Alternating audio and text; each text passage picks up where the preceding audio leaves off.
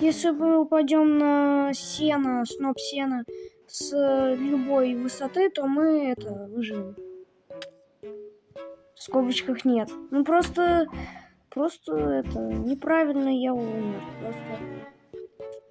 Просто надо было сейчас 600 лет подниматься туда.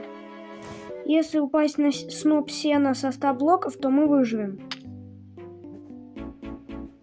Если мы упадем в воду, не от зависимости сколько блоков, мы выживем. Если мы упадем на кровати, то мы выживем. Так почему на кровати рецепт кровати я умираю? Чем?